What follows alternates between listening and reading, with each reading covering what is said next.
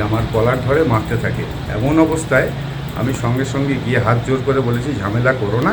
দাদা, আপনি নাকি তাকে মারধর করলেন, মালিককে এমনটাই বললো তিনি। হ্যাঁ, সে তো করেছি। দেখো, গালাগালি করবে, উল্টোপাল্টা ভাবে।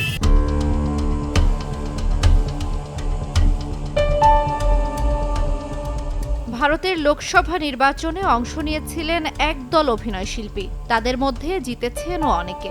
জয়ের খুশি উদযাপন করতে করতেই অভিনেতারা কেউ চর খাচ্ছেন তো কেউ চর মারছেন। হিমাচল প্রদেশের মান্ডি থেকে নবনির্বাচিত সাংসদ ও বলিউড অভিনেত্রী কাঙ্গনা রানাউতকে চর মেরেছেন চণ্ডীগড় বিমানবন্দরের নিরাপত্তারক্ষী। এদিকে টলিউডের অভিনেতা ও তৃণমূলের বিধায়ক সোহম চক্রবর্তী চর মেরেছেন নিউ টাউনের এক রেস্তোরাঁর মালিককে। চরকাণ্ডে শনিবার দুপুরে ক্ষমা চেয়ে সোহম বলেন, অভিষেক বন্দ্যোপাধ্যায়ের নামে গালিগালাজ করায় তার মাথা গরম হয়ে যায়। সোহম এবং তার দেহরক্ষীকেও কটূক্তি করা হয়, তাই সোহম চটে যান এবং এমন কাণ্ড করে বসেন। কিন্তু এ ব্যাপারে একজন জনপ্রতিনিধি হিসেবে এমন কাজ করা উচিত হয়নি বলে মনে করছেন তিনি। নগদে 500 টাকা বা তার বেশি পেমেন্টে পেতে পারেন ঢাকায় জমিসহ 20 কোটি টাকার পুরস্কার।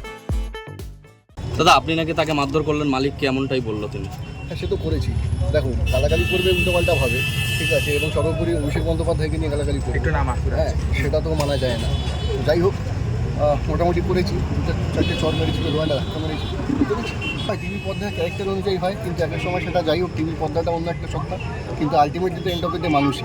আমাদেরও ইমোশন আছে, আমাদেরও সব কিছুই আছে। সেটা হচ্ছে তার প্রতিফলন হচ্ছে। ছোটোখাটো বিষয় লোকাল থানায় জানিয়েছি, অফিসাররা এসেছিল, তাদেরকে নিয়ে গিয়ে তারা ইনভেস্টিগেট করবে। যে আমার কলার ধরে মারতে থাকে। এমন অবস্থায় আমি সঙ্গে সঙ্গে গিয়ে হাত জোর করে বলেছি ঝামেলা করো না, এখান থেকে মিটিয়ে নাও, লোকাল থানায় ফোন করো, ক্যাওয়াস মিটিয়ে নাও। বলতে বলতে একজন এসে, ওদের স্টাফদের একজন এসে আমার বুকের কলার ধরে বলছে, জানিস সোহম হচ্ছে অভিষেক ব্যানার্জির বন্ধু। আমি বললাম, দেখুন, হাত জোর করে বলছি, অভিষেকের বন্ধু হোক বা মোদির কেউ হোক, আমি ওই সবে ইনভলভমেন্টে যাচ্ছি না। আমার গেস্ট আসতে অসুবিধা হচ্ছে, একটা পার্কিং সরানোর জন্য আমি বলছি।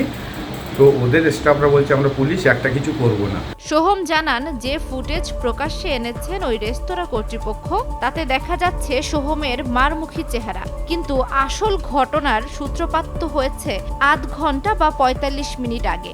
সেদিন সন্ধ্যায় তারা শুটিং করতে যাওয়ার সময় থেকেই কিছু সমস্যা তৈরি হয়েছিল। পরে রেস্তোরাঁর মালিক অভদ্র ব্যবহার শুরু করেন। তারপর রেস্তোরাঁর অন্য কর্মীদের ডেকে এনে শুরু হয় দুর্ব্যবহার, চলে অকথ্য গালিগালাজ। নগদে 500 টাকা বা তার বেশি পেমেন্টে পেতে পারেন ঢাকায় জমিসহ 20 কোটি টাকার পুরস্কার।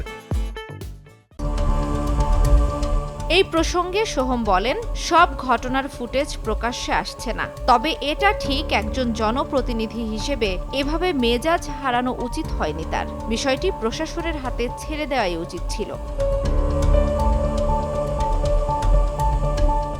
জান্নাতুল দোলনা, সময় সংবাদ।